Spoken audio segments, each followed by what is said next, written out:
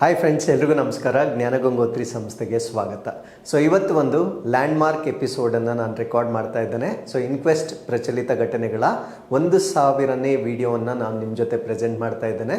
So ಈ ಒಂದು mile stone ಎಪಿಸೋಡ್ನ ದಿನದಂದು ಜ್ಞಾನಗಂಗೋತ್ರಿ ಸಂಸ್ಥೆಯಲ್ಲಿ ಇರ್ತಕ್ಕಂಥ ಯಾವುದೇ ಸರ್ವೀಸಸ್ನ ಇವತ್ತು ನೀವು ಪರ್ಚೇಸ್ ಮಾಡಿದ್ದಲ್ಲಿ 25% ಡಿಸ್ಕೌಂಟ್ ಸಿಗಲಿದೆ. ಸೊ ಇದು ಇವತ್ತು 6 ಗಂಟೆವರೆಗೂ ಈ ಒಂದು ಡಿಸ್ಕೌಂಟನ್ನು ನೀವು ವೇರಿಯಸ್ ಸರ್ವೀಸಸ್, ಟೆಸ್ಟ್ ಸೀರೀಸ್ ಆಗಿರ್ಬೋದು, ಕ್ಲಾಸಸ್ ಆಗಿರ್ಬೋದು, ಬುಕ್ಸ್ ಆಗಿರ್ಬೋದು, ಸೊ ಎಲ್ಲದರ ಮೇಲೆ ನೀವು ರಿಯಾಯಿತಿಯನ್ನು ಪಡೆಯಬಹುದಾಗಿರುತ್ತೆ. ಸೊ ನಾವು ಈ ಇನ್ಕ್ವೆಸ್ಟ್ ಕರೆಂಟ್ ಅಫೇರ್ಸ್ ಅಂತಕ್ಕಂಥ ಜರ್ನಿಯನ್ನು ಪ್ರಾರಂಭ ಮಾಡಿರ್ತಕ್ಕಂಥ ದಿನಾಂಕ 1ನೇ ಸೆಪ್ಟೆಂಬರ್ 2021 ನಾವು ಲಾಂಚ್ ಮಾಡಿರ್ತೇವೆ. ಸೊ ಇವತ್ತು ನಾನು 15ನೇ ತಾರೀಕು ನವೆಂಬರ್ 2025 ಪ್ರಚಲಿತ ಘಟನೆಗಳನ್ನು ಡಿಸ್ಕಸ್ ಮಾಡ್ತಾ ಇದ್ದೇನೆ. ಸೊ ಇಷ್ಟು ವರ್ಷಗಳ ನಡುವೆ ನಾವು ಸಂಡೇ ಮತ್ತು ಸ್ಯಾಟರ್ಡೆಯನ್ನು ಹೊರತುಪಡಿಸಿದರೆ 1054 ದಿನಗಳಾಗುತ್ತೆ. Except for 54 days every day ನಾವು ಕರೆಂಟ್ ಅಫೇರ್ಸನ್ನು ಪ್ರೆಸೆಂಟ್ ಮಾಡಿರ್ತೇವೆ. So we did not wait for notification. So notification ಇರಲಿ ಇಲ್ಲದೆ ಇರಲಿ, ಸೊ ನಿರಂತರವಾಗಿ ಈ ಒಂದು ಪ್ರಚಲಿತ ಘಟನೆಗಳನ್ನು ನೀಡಿರ್ತೇವೆ. ಸೊ ಇದರಿಂದ ಸಾಕಷ್ಟು ವಿದ್ಯಾರ್ಥಿಗಳು ಪ್ರಯೋಜನ ಪಡೆದುಕೊಂಡಿದ್ದಾರೆ ಅಂತಕ್ಕಂಥದ್ದು ನಮ್ಮ ಒಂದು ಭರವಸೆ ಆಗಿರುತ್ತೆ. ಸೊ ಇದರ ಜೊತೆಗೆ ಈ ಒಂದು ಸಂದರ್ಭದಲ್ಲಿ ನಾವು ಇನ್ನೂ ಒಂದು ಬಿಡುಗಡೆಯನ್ನು ಮಾಡ್ತಾ ಇದ್ದೀವಿ. ಅದೇನು ಅಂದರೆ ಈ KEA ಹೊಸ ನೋಟಿಫಿಕೇಶನ್ ಅಥವಾ ಈ ಒಂದು KEA ವತಿಯಿಂದ ಬಂದಿರತಕ್ಕಂಥ ನ್ಯೂ ಸಿಲೆಬಸ್ ಏನಿದೆ, ಆ ನ್ಯೂ ಸಿಲೆಬಸ್ಗೆ ಸಂಬಂಧಪಟ್ಟಂತೆ ಸಂಪೂರ್ಣವಾದ ನೋಟ್ಸನ್ನು ನಾವು ರಿಲೀಸ್ ಮಾಡ್ತಾ ಇದ್ದೇವೆ. ಸೊ ಯಾವ್ಯಾವ ಟಾಪಿಕ್ ಹೊಸ ಸಿಲೆಬಸ್ಸಲ್ಲಿದೆ ಎಕ್ಸೆಪ್ಟ್ ಅವರ್ ಕನ್ವೆನ್ಷನಲ್ ಸಬ್ಜೆಕ್ಟ್ಸ್, ಹೊಸ ಸಿಲೆಬಸ್ಸಲ್ಲಿರ್ತಕ್ಕಂಥ ಎಲ್ಲ ಒಂದು ಚಾಪ್ಟರ್ಸ್ ಏನಿದ್ದಾವೆ ಅಥವಾ ಎಲ್ಲ ಒಂದು ವಿಷಯಗಳೇನಿದ್ದಾವೆ ಅದಕ್ಕೆ ಸಂಬಂಧಪಟ್ಟಂತೆ ಸಂಪೂರ್ಣ ಮಾಹಿತಿ ಇರ್ತಕ್ಕಂಥ ಪುಸ್ತಕವನ್ನು ಡಿಸೆಂಬರ್ 1ನೇ ವಾರದಿಂದ ನಾವು ಬಿಡುಗಡೆ ಮಾಡ್ತಾ ಇದ್ದೇವೆ. ಸೊ ಇದರ ಸದುಪಯೋಗವನ್ನು ಕೂಡ ನೀವು ಪಡೆದುಕೊಳ್ಬೋದಾಗಿರುತ್ತೆ. ಸೊ ಇಷ್ಟು ಮಾಹಿತಿಯೊಂದಿಗೆ ಇವತ್ತಿನ ಪ್ರಚಲಿತ ಘಟನೆಗಳನ್ನು ನಾನು ಸ್ಟಾರ್ಟ್ ಮಾಡ್ತಾ ಇದ್ದೇನೆ. ಸೊ ಇದು ಕ್ಲಾಸ್ ನಂಬರ್ 1000 ಆಗಿರುತ್ತೆ. ಸೊ ಇದು ದಿನಾಂಕ 15ನೇ ನವೆಂಬರ್ 2025 ಸಂಬಂಧಪಟ್ಟಿರ್ತಕ್ಕಂಥ ಅಪ್ಡೇಟ್ಸ್ ಆಗಿರುತ್ತೆ. ಸೊ ಇವತ್ತಿನ ಅಪ್ಡೇಟ್ಸನ್ನು ತಿಳಿಯೋ ಮುನ್ನ ಕಳೆದ ಸಂಚಿಕೆ 2 ಪ್ರಶ್ನೆಗಳ ಸರಿ ಉತ್ತರಗಳು, ಪ್ರಶ್ನೆ ಸಂಖ್ಯೆ 1ಕ್ಕೆ ಆಪ್ಷನ್ ಎ ಮತ್ತು ಪ್ರಶ್ನೆ ಸಂಖ್ಯೆ 2ಕ್ಕೆ ಆಪ್ಷನ್ ಡಿ ಸರಿ ಉತ್ತರವಾಗಿರುತ್ತೆ. ಹಾಗಿದ್ರೆ ಇವತ್ತಿನ ಮೊದಲನೇ ಪ್ರಶ್ನೆಗೆ ಬರೋಣ. ಸರಾಂಡ ಈ ಕೆಳಗಿನ ಯಾವ ವೈಶಿಷ್ಟ್ಯಗಳಿಗೆ ಹೆಸರುವಾಸಿಯಾಗಿದೆ? Saranda is known for which of the following features? So ಈ ಪ್ರಶ್ನೆಗೆ ಸರಿಯಾದ ಉತ್ತರ, ಸರಾಂಡವನ್ನು ನಾವೇನಂತ ಕರಿತೀವಿ ಅಂದರೆ ಏಷ್ಯಾದ ಅತಿ ದೊಡ್ಡ ಸಾಲ್ ಅರಣ್ಯ ಅಂತ ಹೇಳ್ತೇವೆ, ಅಥವಾ ಏಷ್ಯಾಸ್ ಲಾರ್ಜೆಸ್ಟ್ ಸಾಲ್ ಫಾರೆಸ್ಟ್ ಅಂತ ಹೇಳ್ತೇವೆ. ಸೊ ಯಾಕೆ ಈ ಒಂದು ಸರಾಂಡ, ಇದು ಏಷ್ಯಾದಲ್ಲೇ ಇರ್ತಕ್ಕಂಥ ಸಾಲ್ ಮರಗಳ ಅತ್ಯಂತ ದೊಡ್ಡದಾಗಿರ್ತಕ್ಕಂಥ ಅರಣ್ಯವಾಗಿರುತ್ತೆ, ಅದನ್ನು ನಾವು ಸರಾಂಡ ಅಂತ ಹೇಳ್ತೇವೆ. ಸೊ ಇದು ಯಾಕೆ ಸುದ್ದಿಯಲ್ಲಿದೆ ಅನ್ನೋದನ್ನ ಈ ಒಂದು ಆರ್ಟಿಕಲ್ ಅಲ್ಲಿ ನಾವು ಡಿಸ್ಕಸ್ ಮಾಡೋಣ. ಸೊ ಸುಪ್ರೀಂ ಕೋರ್ಟ್ ಇವಾಗ ಈ ಸರಾಂಡ ಫಾರೆಸ್ಟ್ ಏನಿದೆ, ಸರಾಂಡ ಫಾರೆಸ್ಟ್ ಇರ್ತಕ್ಕಂಥದ್ದು ಜಾರ್ಖಂಡ್ ನಲ್ಲಿ ಇರ್ತಕ್ಕಂಥ ಒಂದು ಸರಾಂಡ ಫಾರೆಸ್ಟ್ ಆಗಿರುತ್ತೆ. ಈ ಸರಾಂಡ ಫಾರೆಸ್ಟ್ ಅಂತಕ್ಕಂಥದ್ದು ಸಾಲ್ ಮರಗಳನ್ನ ಹೊಂದಿರತಕ್ಕಂಥ ಫಾರೆಸ್ಟ್. ಈ ಚಿತ್ರದಲ್ಲಿ ನೀವು ನೋಡಬಹುದಾಗಿರುತ್ತೆ, ಇವುಗಳನ್ನ ನಾವು ಸಾಲ್ ಮರಗಳು ಅಂತ ಹೇಳ್ತೇವೆ. ಸೊ ಇದನ್ನ ಪ್ರೊಟೆಕ್ಟ್ ಮಾಡುವ ಕಾರಣದಿಂದ ಸುಪ್ರೀಂ ಕೋರ್ಟ್ ಜಾರ್ಖಂಡ್ ಸರ್ಕಾರಕ್ಕೆ 3 ತಿಂಗಳುಗಳ ಕಾಲ ಗಡುವನ್ನ ಕೊಟ್ಟಿರುತ್ತೆ. ಯಾವ ರೀತಿ ಅದನ್ನ ಪ್ರೊಟೆಕ್ಟ್ ಮಾಡಬೇಕು ಅಂತ ಸುಪ್ರೀಂ ಕೋರ್ಟ್ ಹೇಳಿರುತ್ತೆ. ಈ ಸಾಲ್ ಮರಗಳ ಮಹತ್ವವೇನು ಎಲ್ಲವನ್ನ ಕೂಡ ಈ ಒಂದು ಆರ್ಟಿಕಲ್ ಅಲ್ಲಿ ನಾವು ಡಿಸ್ಕಸ್ ಮಾಡೋಣ. ಸೊ ಈಗ ಸುಪ್ರೀಂ ಕೋರ್ಟ್ ಆಫ್ ಇಂಡಿಯಾ ಕೊಟ್ಟಿರ್ತಕ್ಕಂಥ ಒಂದು ಡೈರೆಕ್ಷನ್ ಆಗಿರುತ್ತೆ. ಯಾರಿಗೆ ಈ ಒಂದು ಡೈರೆಕ್ಷನ್ ಕೊಟ್ಟಿರ್ತಾರೆ ಅಂದ್ರೆ ಜಾರ್ಖಂಡ್ ಗೌರ್ಮೆಂಟ್ಗೆ ಡೈರೆಕ್ಷನ್ ಅನ್ನು ಕೊಟ್ಟಿರ್ತಾರೆ. ಸೊ ಏನಂತ ಡೈರೆಕ್ಷನ್ ಕೊಟ್ಟಿರ್ತಾರೆ ಅಂದ್ರೆ 31,000 ಹೆಕ್ಟೇರ್ಸ್ ಆಫ್ ಸರಂಡಾಸ್ ಪ್ರಿಸ್ಟೀನ್ ಸಾಲ್ ಫಾರೆಸ್ಟ್ ಅನ್ನ ವೈಲ್ಡ್ ಲೈಫ್ ಸ್ಯಾಂಕ್ಚುರಿ ಆಗಿ ಡಿಕ್ಲೇರ್ ಮಾಡಬೇಕು, ಅಂದ್ರೆ ವನ್ಯಜೀವಿ ಅಭಯಾರಣ್ಯವಾಗಿ ಘೋಷಣೆ ಮಾಡ್ತಕ್ಕಂಥ ಒಂದು ಆರ್ಡರ್ ಅನ್ನ ಈಗ ಸುಪ್ರೀಂ ಕೋರ್ಟ್ ಜಾರ್ಖಂಡ್ ಸರ್ಕಾರಕ್ಕೆ ನೀಡಿರ್ತಕ್ಕಂಥದ್ದು. ಎಷ್ಟು ಹೆಕ್ಟೇರ್ಗಳ ಪ್ರದೇಶ ಅಂದ್ರೆ 31,000 ಹೆಕ್ಟೇರ್ ಅನ್ನ ಹೊಂದಿರತಕ್ಕಂಥ ಈ ಪ್ರಾಚೀನ ಸಾಲ್ ಅರಣ್ಯವನ್ನ ವನ್ಯಜೀವಿ ಅಭಯಾರಣ್ಯವೆಂದು ಘೋಷಣೆ ಮಾಡಲಿಕ್ಕೆ ಸರ್ವೋಚ್ಚ ನ್ಯಾಯಾಲಯವು ಜಾರ್ಖಂಡ್ ಸರ್ಕಾರಕ್ಕೆ ಈಗ ನಿರ್ದೇಶನವನ್ನ ನೀಡಿರುತ್ತೆ. ಸೊ ಏನ್ ಡೈರೆಕ್ಷನ್ ಅನ್ನ ಅಥವಾ ಡೈರೆಕ್ಟಿವ್ ಅನ್ನ ಕೊಟ್ಟಿದೆ ಅಂದ್ರೆ Jharkhand must notify 31,468.25 hectares as wild life sanctuary within 3 months, ಅಂದ್ರೆ ಮುಂದಿನ 3 ತಿಂಗಳುಗಳಲ್ಲಿ 31,468.25 ಹೆಕ್ಟೇರ್ಸ್ ಅಷ್ಟು ಈ ಸರಂಡ ಅರಣ್ಯ ಏನಿರುತ್ತೆ ಇದನ್ನ ವನ್ಯಜೀವಿ ಅಭಯಾರಣ್ಯವಾಗಿ ಮುಂದಿನ 3 ತಿಂಗಳೊಳಗೆ ಘೋಷಣೆ ಮಾಡಬೇಕಂತ ಸುಪ್ರೀಂ ಕೋರ್ಟ್ ಜಾರ್ಖಂಡ್ ಸರ್ಕಾರಕ್ಕೆ ಹೇಳಿರುತ್ತೆ. ಹಾಗಿದ್ರೆ ವಾಟ್ ಈಸ್ ದಿ ಸಿಗ್ನಿಫಿಕೆನ್ಸ್? ಇದರ ಒಂದು ಮಹತ್ವವೇನು, ಈ ಸಾಲ್ ಮರಗಳ ಒಂದು ಸಿಗ್ನಿಫಿಕೆನ್ಸ್ ಏನು ಅಂತ ನಾವಿಲ್ಲಿ ನೋಡೋದಾದ್ರೆ, ಇದನ್ನು ನಾವು ಏಷ್ಯಾಸ್ ಲಾರ್ಜೆಸ್ಟ್ ಸಾಲ್ ಫಾರೆಸ್ಟ್ ಅಂತ ಹೇಳ್ತೇವೆ. ಅಂದರೆ ಏಷ್ಯಾದಲ್ಲಿಯೇ ಈ ಒಂದು ಸಾಲ್ ಮರಗಳನ್ನು ಹೊಂದಿರತಕ್ಕಂಥ ಅತ್ಯಂತ ಬೃಹತ್ ಆಗಿರ್ತಕ್ಕಂಥ ಫಾರೆಸ್ಟ್ ಆಗಿರುತ್ತೆ. ಸೊ ಇಲ್ಲಿ ರಿಚ್ ಇನ್ ಬಯೋಡೈವರ್ಸಿಟಿ, ಜೀವ ವೈವಿಧ್ಯತೆ ಕೂಡ ಬಹಳ ಹೆಚ್ಚಾಗಿರುತ್ತೆ. And home to tribal communities and endangered species, ಅಂದರೆ ಅಲ್ಲಿ ಈ ಬುಡಕಟ್ಟು ಜನಾಂಗಗಳು ಕೂಡ ಹೆಚ್ಚಾಗಿರ್ತಾರೆ. ಅದರ ಜೊತೆಗೆ ಅಳಿವಿನಂಚಿನಲ್ಲಿರುವ ಪ್ರಭೇದಗಳನ್ನು ಕೂಡ ಹೊಂದಿರತಕ್ಕಂಥ ಒಂದು ಪ್ರದೇಶವಾಗಿರುತ್ತೆ. So the forest lies in the west ಸಿಂಗಬಮ್ ಡಿಸ್ಟ್ರಿಕ್ಟ್, ಅಂದರೆ ಜಾರ್ಖಂಡ್ನ ಯಾವ ಜಿಲ್ಲೆಯಲ್ಲಿದೆ ಅಂತ ನಿಮಗೆ ಪ್ರಶ್ನೆ ಕೇಳಿದ್ರೆ, ಜಾರ್ಖಂಡ್ನ ಒಂದು ಜಿಲ್ಲೆ, ಅದನ್ನು ನಾವು ಸಿಂಗಬಮ್ ಜಿಲ್ಲೆ ಅಂತ ಹೇಳ್ತೇವೆ. Overlaps with 26% of India's iron ore reserve. So ಈ ಒಂದು ಪ್ರದೇಶಕ್ಕೆ ಇರ್ತಕ್ಕಂಥ ಥ್ರೆಟ್ ಏನು ಅಂದರೆ, ಅಲ್ಲಿ ನಮ್ಮ ಭಾರತ ದೇಶದ 26% ಅಷ್ಟು ಈ ಒಂದು ಐರನ್, ಕಬ್ಬಿಣದ ಅದಿರನ್ನ ಹೊಂದಿರತಕ್ಕಂಥ ಒಂದು ಪ್ರದೇಶವಾಗಿರುತ್ತೆ. ಸೊ ಇದರಿಂದ ಇದು ಗಣಿಗಾರಿಕೆಗೆ ಒಳಪಡ್ತಕ್ಕಂಥ ಒಂದು ಭಯ ಇರುವ ಕಾರಣದಿಂದ ಸುಪ್ರೀಂ ಕೋರ್ಟ್ ಇದನ್ನ ಅಭಯಾರಣ್ಯವಾಗಿ ಡಿಕ್ಲೇರ್ ಮಾಡ್ತಕ್ಕಂಥ ಒಂದು ಸೂಚನೆಯನ್ನ ನೀಡಿರುತ್ತೆ. ಹಾಗಿದ್ರೆ ಸಾಲ್ ಫಾರೆಸ್ಟ್ ಅಂದ್ರೆ ಏನು, ಇದರ ಸಿಗ್ನಿಫಿಕೆನ್ಸ್ ಏನು ಅಂತ ನಾವು ನೋಡೋದಾದ್ರೆ, ಸಾಲ್ ಫಾರೆಸ್ಟ್ ಅನ್ನು ನಾವು ಟ್ರಾಪಿಕಲ್ ಮಾಯ್ಸ್ಟ್ ಡೆಸಿಡಿಯಸ್ ಇಕೋಸಿಸ್ಟಮ್ ಅಂತ ಹೇಳ್ತೇವೆ. ಟ್ರಾಪಿಕಲ್ ಅಂದ್ರೆ ಉಷ್ಣವಲಯದ ತೇವಾಂಶವುಳ್ಳ ಎಲೆಯುದಿರುವ ಮರಗಳನ್ನ ಹೊಂದಿರತಕ್ಕಂಥ ಒಂದು ಪರಿಸರ ವ್ಯವಸ್ಥೆ ಇದಾಗಿರುತ್ತೆ. ಸೊ ಇಲ್ಲಿ ಬೆಳೀತಕ್ಕಂಥ ಒಂದು ಮರಗಳು ಹೆಚ್ಚಾಗಿ ಸಾಲ್ ಟ್ರೀಸ್ ಆಗಿರುತ್ತೆ. ಸಾಲ್ ಟ್ರೀಸ್ಗಳನ್ನು ನಾವು ಶೋರಿಯಾ ರೋಬಸ್ಟಾ ಅಂತಕ್ಕಂಥದ್ದು ಅದರ ವೈಜ್ಞಾನಿಕ ಹೆಸರಾಗಿರುತ್ತೆ. ಸೊ ಇದು ಇಕೋಲಾಜಿಕಲ್ ರಿಚ್ನೆಸ್ ಅಂದರೆ ಪರಿಸರ ಸಮೃದ್ಧತೆ, ಕಾರ್ಬನ್ ಸ್ಟೋರೇಜ್ ಅಂದರೆ ಹೆಚ್ಚಿನ ಒಂದು ಇಂಗಾಲವನ್ನ ಹಿಡಿದಿಟ್ಟುಕೊಳ್ಳುವ ಒಂದು ಸಾಮರ್ಥ್ಯ ಇರುತ್ತೆ. ಅದರಿಂದ ಇದು ಗ್ರೀನ್ ಹೌಸ್ ಗ್ಯಾಸಸ್ ಅನ್ನ ಕಡಿಮೆ ಮಾಡುತ್ತೆ. ಅಂಡ್ ಕಲ್ಚರಲ್ ಸಿಗ್ನಿಫಿಕೆನ್ಸ್ ಅಂದರೆ ಅಲ್ಲಿರ್ತಕ್ಕಂಥ ಬುಡಕಟ್ಟು ಜನಾಂಗಗಳಿಗೆ ಒಂದು ಸಾಂಸ್ಕೃತಿಕವಾಗಿರ್ತಕ್ಕಂಥ ಮಹತ್ವವನ್ನ ಕೂಡ ಹೊಂದಿರತಕ್ಕಂಥ ಒಂದು ಅರಣ್ಯವನ್ನ ನಾವು ಸಾಲ್ ಅರಣ್ಯ ಅಂತ ಹೇಳ್ತೇವೆ. ಸೊ ಇದರ ಕ್ಯಾರೆಕ್ಟರಿಸ್ಟಿಕ್ಸ್ ಏನು ಅಂತ ನಾವು ನೋಡೋದಾದ್ರೆ, ಇಲ್ಲಿ ಕೆಲವೊಂದು ಡಾಮಿನೆಂಟ್ ಸ್ಪೀಶೀಸ್ ಅನ್ನ ನಾವು ನೋಡ್ಬೋದಾಗಿರುತ್ತೆ. ಸೊ ಒಂದು ನಮ್ಗೆ ಆಲ್ರೆಡಿ ಗೊತ್ತಾಗಿದೆ, ಸಾಲ್ ಟ್ರೀಸ್ಗಳು ಇರೋದ್ರಿಂದ ಇದನ್ನು ನಾವು ಸಾಲ್ ಫಾರೆಸ್ಟ್ ಅಂತ ಹೇಳ್ತೇವೆ.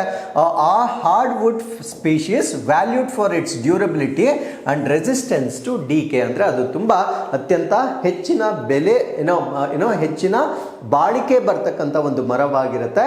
ಅಂಡ್ ಅದು ಅಷ್ಟು ಬೇಗ ಹಾಳಾಗದಿರ್ತಕ್ಕಂಥ ಒಂದು ಗಟ್ಟಿಯಾದ ಮರವಾಗಿ ಇದನ್ನು ನಾವು ಬಳಕೆ ಮಾಡಬಹುದಾಗಿರುತ್ತೆ. So it is found across Jharkhand ಅಲ್ಲಿ ಹೆಚ್ಚಾಗಿ ಕಂಡು ಬರುತ್ತೆ.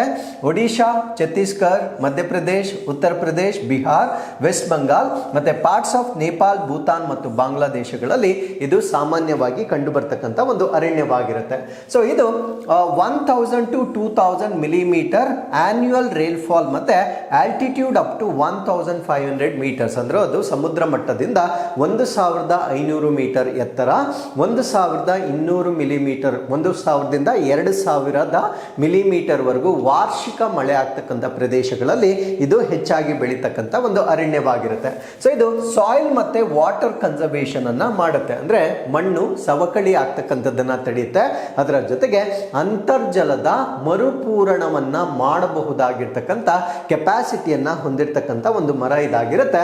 And strong natural regeneration especially after disturbances like fire and logging, ಅಂದ್ರೆ ತುಂಬಾ ಹೆಚ್ಚಾಗಿ ಕಾಡ್ಗಿಚ್ಚುಗಳು ಸಂಭವಿಸಿದ್ದಾಗ ಅಥವಾ ಮರಗಳನ್ನ ಕಡಿದಾಗ ತುಂಬಾ ವೇಗವಾಗಿ ಅದು ಪುನರುಜ್ಜೀವನ, ಅಂದ್ರೆ ವೇಗವಾಗಿ ಮತ್ತೆ ಬೆಳೀತಕ್ಕಂಥ ಒಂದು ಸಾಮರ್ಥ್ಯವನ್ನ ಹೊಂದಿರುತ್ತೆ. ಸೊ ಅದರಿಂದ ಫಾರೆಸ್ಟ್ ಫೈರ್ ಆದಾಗ ತುಂಬಾ ಬೇಗ ರಿಕವರಿ ಆಗ್ಲಿಕ್ಕೆ ಈ ಸಾಲ್ ಮರಗಳು ಅಂತಕ್ಕಂಥದ್ದು ಸಪೋರ್ಟ್ ಮಾಡ್ತಕ್ಕಂಥ ಒಂದು ವ್ಯವಸ್ಥೆ ಆಗಿರುತ್ತೆ. ಅದರ ಜೊತೆಗೆ ಈ ಒಂದು ಸಾಲ್ ಮರವನ್ನ ಕನ್ಸ್ಟ್ರಕ್ಷನ್, ನಿರ್ಮಾಣ ಕಾರ್ಯಗಳಲ್ಲಿ, ರೈಲ್ವೆ ಸ್ಲೀಪರ್ಗಳ ತಯಾರಿಕೆಯಲ್ಲಿ ಮತ್ತೆ ಇವನ್ ಫರ್ನಿಚರ್, ಪೀಠೋಪಕರಣಗಳ ತಯಾರಿಕೆಯಲ್ಲೂ ಕೂಡ ಈ ಒಂದು ಸಾಲ್ ಮರಗಳನ್ನ ಹೆಚ್ಚಾಗಿ ಬಳಸಲಾಗುತ್ತೆ. And leaves, resin and bark have medicinal applications. ಕೇವಲ ಅದರ ಟಿಂಬರ್ ಮಾತ್ರ ಅಲ್ಲ, ಅದರ ಎಲೆಗಳು, ತೊಗಟೆ, ರಾಳ ಇವೆಲ್ಲವೂ ಕೂಡ ಔಷಧೀಯ ಗುಣಗಳನ್ನು ಹೊಂದಿರತಕ್ಕಂಥ ಒಂದು ಸಸ್ಯವಾಗಿರುತ್ತೆ. ಸೊ ಅದರಿಂದ ಈ ಮರಗಳನ್ನ ಪ್ರೊಟೆಕ್ಟ್ ಮಾಡಲಿಕ್ಕೆ ಸುಪ್ರೀಂ ಕೋರ್ಟ್ ಈಗ ಜಾರ್ಖಂಡ್ಗೆ ತಿಳಿಸಿರುತ್ತೆ. ಅದರ ಜೊತೆಗೆ it is integral to rituals, housing and forest based economies, ಅಂದ್ರೆ ಅಲ್ಲಿರ್ತಕ್ಕಂಥ ಬುಡಕಟ್ಟು ಜನಾಂಗಗಳ ಆಚರಣೆಯ ಒಂದು ಭಾಗವಾಗಿರುತ್ತೆ. ವಸತಿ ನಿರ್ಮಾಣಕ್ಕಾಗಿ, ಅರಣ್ಯ ಆಧಾರಿತ ಆರ್ಥಿಕತೆಗಳಿಗಾಗಿ ಇದನ್ನು ನಾವು ಅವಿಭಾಜ್ಯವಾದ ಅಂಗ ಅಂತ ಹೇಳ್ಬೋದಾಗಿರುತ್ತೆ. ಸೊ ಇದು ಈ ಒಂದು ಸಾಲ್ ಮರದ ಪ್ರಾಮುಖ್ಯತೆಯಾಗಿ ನಾವು ನೋಡಬಹುದಾಗಿರುತ್ತೆ. So with this let's get into question number 2. ಸಾಲುಮರದ ತಿಮ್ಮಕ್ಕ ಅವರಿಗೆ ಪದ್ಮಶ್ರೀ ಪ್ರಶಸ್ತಿಯನ್ನು ಯಾವ ವರ್ಷದಲ್ಲಿ ನೀಡಿ ಗೌರವಿಸಲಾಯಿತು? ಸಾಲುಮರದ Thimmakka was honoured with the Padma Shri in which year? So ಈ ಪ್ರಶ್ನೆಗೆ ಸರಿಯಾದ ಉತ್ತರ 2019ರಲ್ಲಿ ಈ ಒಂದು ಪ್ರಶಸ್ತಿಯನ್ನು ನೀಡಲಾಗಿರುತ್ತೆ.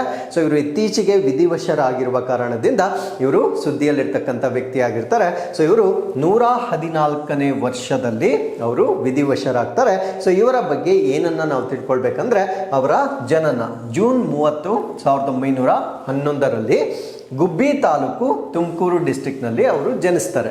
ಸೊ ಇದು ನಮಗೆ ಈ KEAದಲ್ಲಿ ಎನ್ವೈರ್ನ್ಮೆಂಟ್ ರಿಲೇಟೆಡ್ ಇಶ್ಯೂಸ್ ಅಂದರೆ ಪರಿಸರಕ್ಕೆ ಸಂಬಂಧಪಟ್ಟಿರ್ತಕ್ಕಂಥ ಸಮಸ್ಯೆಗಳು ಅಂತ ಒಂದು ಸಿಲೆಬಸನ್ನು ಕೊಟ್ಟಿರ್ತಾರೆ. ಆ ರೀತಿಯ ಒಂದು ಟಾಪಿಕ್ಸ್ಗಳಲ್ಲಿ ನಿಮಗೆ ಬೇಕಾಗಿರ್ತಕ್ಕಂಥ ಮಾಹಿತಿ ಆಗಿರುತ್ತೆ. So this is again very important for your examination. So ಇವರ ಕಾಂಟ್ರಿಬ್ಯೂಷನ್ ಏನು ಅಂತ ನಾವು ನೋಡೋದಾದ್ರೆ, planted 385 banyan trees along 4 km stretch between Hulikal and Kudur in Karnataka. So ಕರ್ನಾಟಕದ ಹುಲಿಕಲ್ ಮತ್ತೆ ಕುಡೂರು ಈ ಎರಡು ಸ್ಥಳಗಳ ನಡುವೆ 4 ಕಿಲೋಮೀಟರ್ ವ್ಯಾಪ್ತಿಯಲ್ಲಿ ಅವರು 385 ಆಲದ ಮರಗಳನ್ನು ನೆಟ್ಟಿರ್ತಾರೆ. ಸೊ ಅವರಿಗೆ ಮಕ್ಕಳಿಲ್ಲದ ಕಾರಣದಿಂದ ಆ ಮರಗಳನ್ನೇ ಅಥವಾ ಆ ಗಿಡಗಳನ್ನೇ ಮಕ್ಕಳ ರೀತಿಯಲ್ಲಿ ಪೋಷಿಸಿರುವ ಕಾರಣದಿಂದ ಇವರಿಗೆ ಸಾಲುಮರದ ತಿಮ್ಮಕ್ಕ ಅಂತ ಒಂದು ಬಿರುದನ್ನು ಕೂಡ ನೀಡಲಾಗಿರುತ್ತೆ. ಸೊ ಇವರಿಗೆ ಪದ್ಮಶ್ರೀ ಅವಾರ್ಡ್ ಅನ್ನ 2019ರಲ್ಲಿ ನೀಡಲಾಗಿರುತ್ತೆ. ಇದನ್ನು ನಾವು India's 4th highest civilian award ಅಂತ ಹೇಳ್ಬೋದಾಗಿರುತ್ತೆ. ನ್ಯಾಷನಲ್ ಸಿಟಿಸನ್ಸ್ ಅವಾರ್ಡ್ ಅಥವಾ ರಾಷ್ಟ್ರೀಯ ನಾಗರಿಕ ಪ್ರಶಸ್ತಿಯನ್ನ 1995ರಲ್ಲಿ ನೀಡಲಾಗಿರುತ್ತೆ for our service towards environment.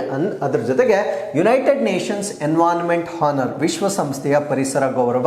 ಇದಕ್ಕೆ ಯಾವುದೇ ನಿರ್ದಿಷ್ಟವಾಗಿರ್ತಕ್ಕಂಥ ದಿನಾಂಕವಿರೋದಿಲ್ಲ.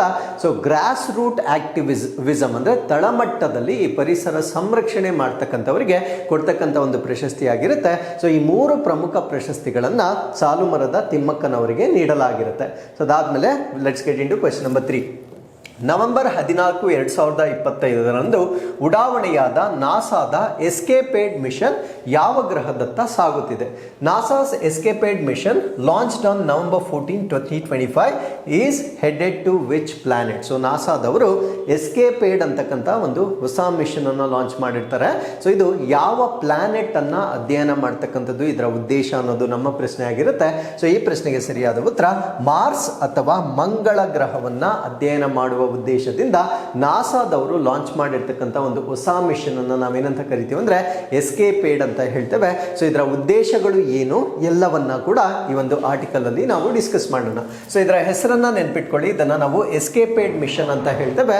ಸೊ ಇದು 2 year ಜರ್ನಿ ಅಂದ್ರೆ 2 ವರ್ಷಗಳ ಪ್ರಯಾಣವನ್ನ ಹೊಂದಿರತಕ್ಕಂಥ ಒಂದು ಮಿಷನ್ ಆಗಿರುತ್ತೆ.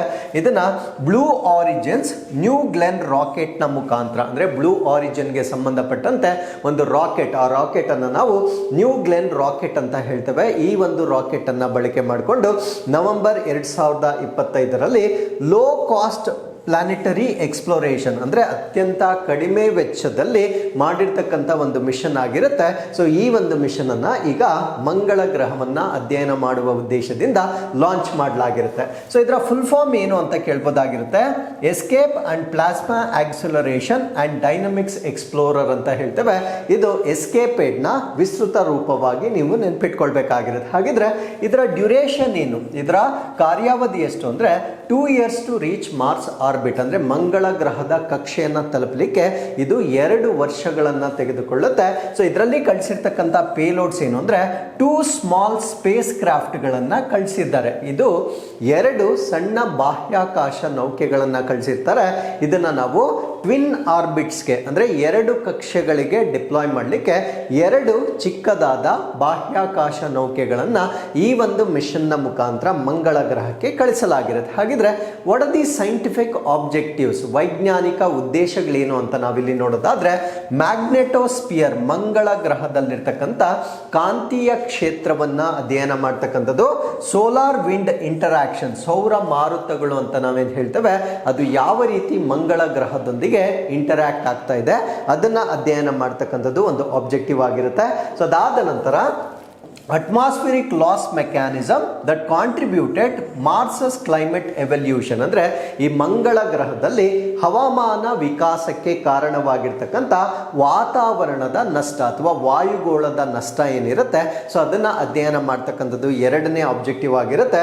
ಮೂರನೇದು measure charged particle dynamics and magnetic field variations, ಅಂದರೆ ಚಾರ್ಜ್ ಆದ ಕಣಗಳ ಚಲನಶಾಸ್ತ್ರವನ್ನು ಅಧ್ಯಯನ ಮಾಡ್ತಕ್ಕಂಥದ್ದು, ಕಾಂತಕ್ಷೇತ್ರ ವ್ಯಾಖ್ಯಾನಗಳನ್ನು ಅಳಿತಕ್ಕಂಥದ್ದು. ಸೊ ಈ ಒಂದು ಮಿಷನ್ನ ಮುಖ್ಯ ಉದ್ದೇಶಗಳಾಗಿ ನಾವು ನೋಡ್ಬೋದಾಗಿರುತ್ತೆ. ಸೊ ಅದರ ಜೊತೆಗೆ these insights will help scientist understand how Mars lost its atmosphere and became a cold and arid planet. ಅಂದರೆ ಈ ಒಂದು ಮಿಷನ್ ಅನ್ನು ಏನು ಮಾಡ್ತಾ ಇದ್ದಾರೆ, ಸೊ ಇದರಿಂದ ಸೈಂಟಿಸ್ಟ್ಗಳು ಅಥವಾ ವಿಜ್ಞಾನಿಗಳಿಗೆ ತಿಳಿದು ಬರ್ತಕ್ಕಂಥ ಒಂದು ವಿಷಯವೇನು ಅಂದರೆ ಮಂಗಳ ಗ್ರಹ ತನ್ನ ವಾತಾವರಣವನ್ನು ಹೇಗೆ ಕಳೆದುಕೊಂಡಿತ್ತು, ಶೀತ ಶುಷ್ಕ ಗ್ರಹವಾಗಿ ಯಾವ ರೀತಿ ಕನ್ವರ್ಟ್ ಆಯಿತು, ಇದರ ಬಗ್ಗೆ ತಿಳಿದುಕೊಳ್ಳಿಕ್ಕೆ ಈ ಒಂದು ಮಿಷನ್ ಅನ್ನ ಡಿಸೈನ್ ಮಾಡಿರ್ತಕ್ಕಂಥದ್ದನ್ನು ನಾವಿಲ್ಲಿ ಗಮನಿಸಬಹುದಾಗಿರುತ್ತೆ. ಸೊ ಈ ಒಂದು ಮಿಷನ್ನ ಯುನಿಕ್ನೆಸ್ ಅಥವಾ ವೈಶಿಷ್ಟ್ಯಗಳೇನು ಅಂತ ನಾವು ನೋಡೋದಾದ್ರೆ ಕಾಸ್ಟ್ ಎಫಿಷಿಯನ್ಸಿ, ಅಂದರೆ ಅತ್ಯಂತ ಕಡಿಮೆ ವೆಚ್ಚದಲ್ಲಿ ನಾಸಾದವರು ಅತ್ಯಂತ ಕಡಿಮೆ ವೆಚ್ಚದಲ್ಲಿ ಮಾಡಿರ್ತಕ್ಕಂಥ ಒಂದು ಮಿಷನ್ ಆಗಿರುತ್ತೆ. ಸೊ ಯೂಶಲಿ ನಾವು ಚಂದ್ರಯಾನ್ 3 ಏನು ಮಾಡಿದ್ವಿ, ಸೊ ಅದನ್ನು ನಾವು ಮೋಸ್ಟ್ ಕಾಸ್ಟ್ ಎಫೆಕ್ಟಿವ್ ಮಿಷನ್ ಅಂತ ಹೇಳಲಾಗ್ತಾ ಇತ್ತು. ಬಿಕಾಸ್ ಚಂದ್ರಯಾನ್ 3ಗೆ ನಾವು ಅತ್ಯಂತ ಕಡಿಮೆ, ಅಂದರೆ ಕಂಪ್ಯಾರಿಟಿವ್ಲಿ ಬೇರೆ ದೇಶಗಳ ಒಂದು ಬಾಹ್ಯಾಕಾಶ ಸಂಸ್ಥೆಗಳಿಗೆ ನಾವು ಕಂಪೇರ್ ಮಾಡಿದ್ರೆ ಈ ಚಂದ್ರಯಾನ್ ಮಿಷನ್ ಅಂತಕ್ಕಂಥದ್ದು ಅತ್ಯಂತ ಕಡಿಮೆ ವೆಚ್ಚದಲ್ಲಿ ಮಾಡಿರ್ತಕ್ಕಂಥ ಮಿಷನ್ ಆಗಿರುತ್ತೆ. ಅದೇ ರೀತಿ ಈ ಎಸ್ಕೇಪೇಡ್ ಅಂತಕ್ಕಂಥದ್ದು ಕೂಡ ಈ ಒಂದು ನಾಸಾದವರು ಮಾಡಿರ್ತಕ್ಕಂಥ ಒಂದು ಸಿಂಪ್ಲೆಕ್ಸ್ ಪ್ರೋಗ್ರಾಮ್ನ ಅತ್ಯಂತ ಕಡಿಮೆ ವೆಚ್ಚದ ಕಾರ್ಯಕ್ರಮವಾಗಿರುತ್ತೆ. ಸೊ ಎರಡನೇದು ಟ್ವಿನ್ ಸ್ಪೇಸ್ ಕ್ರಾಫ್ಟ್ ಅನ್ನ ಕಳಿಸ್ತಾ ಇದ್ದಾರೆ. ಸೊ ಇದನ್ನ ನಾನು ಆಲ್ರೆಡಿ ಹೇಳಿದ್ದೇನೆ, ಅವಳಿ ಬಾಹ್ಯಾಕಾಶ ನೌಕೆಗಳನ್ನು ಕಳಿಸ್ತಾ ಇದ್ದಾರೆ. ಸೊ ಇದು ಒಂದೇ ಮಿಷನ್ ಅಲ್ಲಿ 2 ಡಿಫ್ರೆಂಟ್ ಲೊಕೇಶನ್ಸ್ಗೆ, ಅಂದರೆ ಮಾರ್ಸ್ನ 2 ಬೇರೆ ಬೇರೆ ಒಂದು ಸ್ಥಳಗಳಿಗೆ ಈ ಟ್ವಿನ್ ಸ್ಪೇಸ್ ಕ್ರಾಫ್ಟ್ಗಳನ್ನು ಅಥವಾ ಬಾಹ್ಯಾಕಾಶ ನೌಕೆಗಳನ್ನು ಕಳಿಸ್ತಾ ಇರ್ತಕ್ಕಂಥದ್ದು ಇದರ ಇನ್ನೊಂದು ವಿಶೇಷತೆ ಆಗಿರುತ್ತೆ. ಅಂಡ್ ಕಮರ್ಷಿಯಲ್ ಲಾಂಚ್, ಸೊ ಇದನ್ನು ನಾವು ಈ ಬ್ಲೂ ಆರಿಜಿನ್ ಅವರ ಫಸ್ಟ್ ಇಂಟರ್ ಪ್ಲಾನೆಟರಿ, ಅಂದರೆ ಬ್ಲೂ ಆರಿಜಿನ್ ವತಿಯಿಂದ ಇನ್ನೊಂದು ಪ್ಲಾನೆಟ್ಗೆ ಮಾಡಿರ್ತಕ್ಕಂಥ ಮೊಟ್ಟ ಮೊದಲ ಉಡಾವಣೆ ಅಂತ ನಾವು ಇದನ್ನು ಹೇಳ್ಬೋದಾಗಿರುತ್ತೆ. ಅಂಡ್ ರ್ಯಾಪಿಡ್ ಡೆವಲಪ್ಮೆಂಟ್, ಅಂದರೆ ಈ ಒಂದು ಮಿಷನ್ ಅನ್ನು ಅಭಿವೃದ್ಧಿ ಮಾಡಲಿಕ್ಕೆ they have taken record less time, ಅತ್ಯಂತ ಕಡಿಮೆ ಸಮಯದಲ್ಲಿ ಈ ಎಂಟೈರ್ ಮಿಷನ್ ಅನ್ನು ಡೆವಲಪ್ ಮಾಡಿರ್ತಾರೆ. ಸೊ ಇಷ್ಟು ಈ ಒಂದು ಎಸ್ಕೇಪೇಡ್ಗೆ ಸಂಬಂಧಪಟ್ಟಂತೆ ಸೊ ಯುನಿಕ್ನೆಸ್ ಆಗಿ ನಾವು ಕನ್ಸಿಡರ್ ಮಾಡಬಹುದಾಗಿರುತ್ತೆ. So with this let's get into question number 3.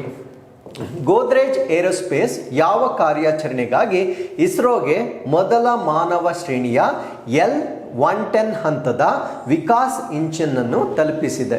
So Godrej aerospace has delivered the first human rated L-110 stage Vikas engine to ISRO for which mission? So Godrej ಏರೋಸ್ಪೇಸ್ನ ವತಿಯಿಂದ ಇಸ್ರೋಗೆ ಒಂದು ಹ್ಯೂಮನ್ ರೇಟೆಡ್, ಅಂದರೆ ಮನುಷ್ಯರು ಇರಬಹುದಾಗಿರ್ತಕ್ಕಂಥ ಒಂದು first stage human rated stage ಅನ್ನ Vikas engine, ಅದರ ಹೆಸರನ್ನ ನಾವು ವಿಕಾಸ್ ಇಂಜನ್ ಅಂತ ಹೇಳ್ತೇವೆ, ಇದನ್ನ ಈಗ ಇಸ್ರೋಗೆ ತಲುಪಿಸಿದ್ದಾರೆ.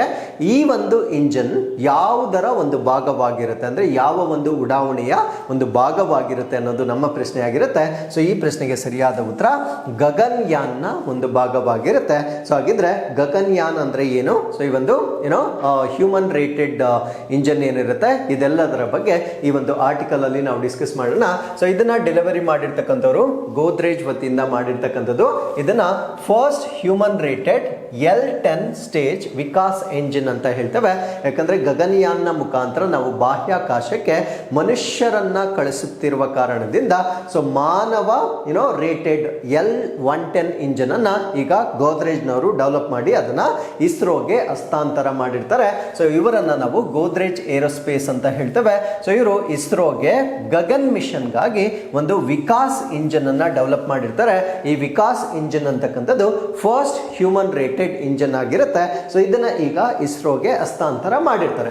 So what is the purpose? ಇದರ ಉದ್ದೇಶ ಏನು ಅಂದ್ರೆ ಟು ಪವರ್ ದಿ LVM-3G, ಅಂದ್ರೆ ಗಗನಯಾನ್ ವೇರಿಯಂಟ್ ಆಫ್ LVM-3 ಏನಿರುತ್ತೆ ಸೊ ಅದರ ಗಗನಯಾನ್ ವೇರಿಯಂಟ್ಗೆ ನಾವು G ಅನ್ನ ಒಂದು ಎಕ್ಸ್ಟ್ರಾ ಸೇರಿಸ್ತೇವೆ. ಸೊ ಇದರ ಒಂದು ಇದಕ್ಕೆ ಪವರ್ ಮಾಡಲಿಕ್ಕೆ ಬೇಕಾಗಿರ್ತಕ್ಕಂಥ ಇಂಜಿನ್ ಅನ್ನ ಸೊ ಈಗ ಗೋದ್ರೇಜ್ನವರು ಡೆವಲಪ್ ಮಾಡಿರ್ತಾರೆ. ಸೊ ಇದರ ಕಾನ್ಫಿಗರೇಷನ್ ಏನು ಅಂತ ನಾವು ನೋಡೋದಾದ್ರೆ L-110 stage uses 2 clustered Vikas engines, ಅಂದರೆ ಇದರಲ್ಲಿ 2 ಕ್ಲಸ್ಟರ್ಡ್ ವಿಕಾಸ್ ಎಂಜಿನ್ಗಳನ್ನು ಇದರಲ್ಲಿ ಬಳಕೆ ಮಾಡ್ತಾ ಇದ್ದಾರೆ. So it supports Gaganyaan, India's first crewed space flight program, ಅಂದರೆ ಭಾರತ ದೇಶದ ಮೊದಲ ಮಾನವ ಬಾಹ್ಯಾಕಾಶ ಯಾನ ಕಾರ್ಯಕ್ರಮ ಏನಿದೆ ಅದಕ್ಕೆ ಬೆಂಬಲ ಕೊಡ್ತಕ್ಕಂಥ ಒಂದು ಇಂಜಿನ್ ಅನ್ನ ಡೆವಲಪ್ ಮಾಡಲಾಗಿರುತ್ತೆ. ಸೊ ಗಗನ್ಯಾನ್ನ ಮಹತ್ವವೇನು, ಇದರ ಸಿಗ್ನಿಫಿಕೆನ್ಸ್ ಏನು ಅಂತ ನಾವು ನೋಡೋದಾದ್ರೆ, ಸೊ ಹ್ಯೂಮನ್ ರೇಟೆಡ್ ಸರ್ಟಿಫಿಕೇಶನ್, ಅಂದ್ರೆ ಮಾನವ ರೇಟೆಡ್ ಪ್ರಾಮಾಣೀಕರಣ, ಅಂದ್ರೆ the engine meets stringent safety and reliability standards required for carrying astronauts, ಅಂದ್ರೆ ಈ ಒಂದು ಗಗನಯಾತ್ರಿಗಳನ್ನ ಅದು ತೆಗೆದುಕೊಂಡು ಹೋಗ್ಲಿಕ್ಕೆ ಅಥವಾ ಅದರಲ್ಲಿ ಕರ್ಕೊಂಡು ಹೋಗ್ಲಿಕ್ಕೆ ಅಥವಾ ಅದರಲ್ಲಿ ಕಳಿಸ್ಲಿಕ್ಕೆ ಬೇಕಾಗಿರ್ತಕ್ಕಂಥ ಕಠಿಣ ಸುರಕ್ಷತೆ ಮತ್ತು ವಿಶ್ವಾಸಾರ್ಹತೆಯ ಮಾನದಂಡಗಳನ್ನು ಪೂರೈಸಿರ್ತಕ್ಕಂಥ ಒಂದು ಇಂಜಿನ್ ಆಗಿ ನಾವು ಇದನ್ನ ನೋಡ್ಬೋದಾಗಿರುತ್ತೆ. ಅಂಡ್ ಕೋರ್ ಲಿಕ್ವಿಡ್ ಪ್ರೊಪಲ್ಷನ್, ಅಂದ್ರೆ ಈ ಒಂದು ಇಂಜಿನ್ ಅಲ್ಲಿ ಯೂಸ್ ಮಾಡ್ತಾ ಇರ್ತಕ್ಕಂಥದ್ದು ಈ ಒಂದು ಲಾಂಚ್ ವೆಹಿಕಲ್ ರೋಲ್, ಇದರ ಒಂದು ರೋಲ್ ಪಾತ್ರ ಏನು ಅಂತ ನಾವು ನೋಡೋದಾದ್ರೆ, the L10 stages core liquid propulsion stage of LVM-3G which will carry the crew module into orbit, ಅಂದ್ರೆ ಗಗನಯಾತ್ರಿಗಳನ್ನ ಕಕ್ಷೆಗೆ ತೆಗೆದುಕೊಂಡು ಹೋಗುವಾಗ ಆ ಲಿಕ್ವಿಡ್ ಪ್ರೊಪಲ್ಷನ್ ಸ್ಟೇಜ್ ಏನಿರುತ್ತೆ, ಸೊ ಅದರ ಮುಖ್ಯವಾಗಿ ಈ ಒಂದು ವಿಕಾಸ್ ಇಂಜಿನ್ ಅನ್ನ ಈಗ ಡೆವಲಪ್ ಮಾಡಲಾಗಿರುತ್ತೆ. So what is the timeline, Gaganyaan ಅನ್ನ 2026ರ ಆರಂಭದ ಸಮಯದಲ್ಲಿ ಲಾಂಚ್ ಮಾಡಲಾಗುತ್ತೆ. So targeted for 2027 using this engine configuration, ಅಂದ್ರೆ ಈ ಒಂದು ಇಂಜಿನ್ ನ ಸಂರಚನೆಯನ್ನ ಬಳಸಿಕೊಂಡು 2027ರಲ್ಲಿ ಗುರಿಯಾಗಿಸಿಕೊಂಡಿರ್ತಕ್ಕಂಥದ್ದನ್ನ ನಾವಿಲ್ಲಿ ಕಾಣಬಹುದಾಗಿರುತ್ತೆ. So with this let's get into snippets. Belgium and Netherland to host 2026 FIH hockey world cup. So FIH hockey world cup 2026 ಅತಿಥೇಯ ವಹಿಸ್ತಕ್ಕಂಥ ರಾಷ್ಟ್ರಗಳು ಯಾವುದು ಅಂದರೆ ಬೆಲ್ಜಿಯಂ ಆ್ಯಂಡ್ ನೆದರ್ಲ್ಯಾಂಡ್ ಅಂತ ನಮಗೆ ಗೊತ್ತಿರಬೇಕಾಗಿರುತ್ತೆ. ಸೊ ಈ ಒಂದು ಟೂರ್ನಮೆಂಟ್ ಏನಿರುತ್ತೆ ಇದರ ವಿಶೇಷತೆ ಏನು ಅಂದರೆ men's and women's tournament held simultaneously, ಅಂದರೆ ಪುರುಷರು ಮತ್ತು ಮಹಿಳೆಯರ ಪಂದ್ಯಾವಳಿಗಳನ್ನು ಏಕಕಾಲದಲ್ಲಿ ನಡೆಸಲಾಗುತ್ತೆ. 16 ಮೆನ್ಸ್ ಟೀಮ್ ಮತ್ತು 16 ವಿಮೆನ್ಸ್ ಟೀಮ್ ಇದರಲ್ಲಿ ಪಾರ್ಟಿಸಿಪೇಟ್ ಮಾಡ್ತಕ್ಕಂಥ ಇವೆಂಟ್ ಆಗಿರುತ್ತೆ. So first dual gender world cup. So ಈ ಒಂದು ವರ್ಲ್ಡ್ ಕಪ್ ಏನಿದೆ ಇದು ಇಬ್ಬರು ಅಂದರೆ ಪುರುಷರು ಮತ್ತು ಮಹಿಳೆಯರಿಗೆ ಒಟ್ಟಿಗೆ ಮಾಡ್ತಾ ಇರ್ತಕ್ಕಂಥ ಮೊಟ್ಟ ಮೊದಲ ಹಾಕಿ ವಿಶ್ವಕಪ್ ಆಗಿ ನಾವು ಇದನ್ನ ಕನ್ಸಿಡರ್ ಮಾಡಬಹುದಾಗಿರುತ್ತೆ. ಸೊ ಇದರ ಸ್ವಲ್ಪ ಬ್ಯಾಕ್ ಡೇಟ್ಸ್ ಅನ್ನ ನಾವು ನೋಡೋದಾದ್ರೆ, ಅಂದ್ರೆ ಇಂಪಾರ್ಟೆಂಟ್ ಡೇಟ್ಸ್ ಅನ್ನು ನಾವು ನೋಡೋದಾದ್ರೆ 2018ರಲ್ಲಿ ಈ ಒಂದು ಇವೆಂಟ್ ಅನ್ನ ಭಾರತ ರಾಷ್ಟ್ರದವರು ಕಂಡಕ್ಟ್ ಮಾಡಲಾಗಿರುತ್ತೆ. It was only for men. Winner ಆಗಿರ್ತಕ್ಕಂಥವ್ರು ಬೆಲ್ಜಿಯಂನವರು. 2022ರಲ್ಲಿ ಸ್ಪೇನ್ ಮತ್ತೆ ನೆದರ್ಲ್ಯಾಂಡ್ ಕಂಡಕ್ಟ್ ಮಾಡಿರುತ್ತೆ. ಅವಾಗ ಕೇವಲ ವಿಮೆನ್ ಪಾರ್ಟಿಸಿಪೇಟ್ ಮಾಡಿರ್ತಾರೆ. ಸೊ ನೆದರ್ಲ್ಯಾಂಡ್ಸ್ ವಿಜೇತವಾಗಿರ್ತಕ್ಕಂಥ ತಂಡವಾಗಿರುತ್ತೆ. ಮತ್ತೆ 2023ರಲ್ಲಿ ನಮ್ಮ ಭಾರತ ದೇಶದಲ್ಲಿ ಕಂಡಕ್ಟ್ ಮಾಡಲಾಗಿರುತ್ತೆ. ಸೊ ಅದು ಕೂಡ ಮತ್ತೆ ಮೆನ್ಗೆ ಮಾಡಲಾಗಿರುತ್ತೆ. ಜರ್ಮನಿ ರಾಷ್ಟ್ರದವರು ಪದಕವನ್ನ ಗೆದ್ದಿರ್ತಾರೆ. 2026ರಲ್ಲಿ ಈಗ ಬೆಲ್ಜಿಯಂ ಮತ್ತು ನೆದರ್ಲ್ಯಾಂಡ್ಸ್ ಇಬ್ಬರನ್ನು ಬೋತ್ ಮೆನ್ ಮತ್ತೆ ವಿಮೆನ್ಗೆ ಸೊ ಈಗ ಇವೆಂಟ್ ಅನ್ನ ಕಂಡಕ್ಟ್ ಮಾಡ್ತಾ ಇದ್ದಾರೆ.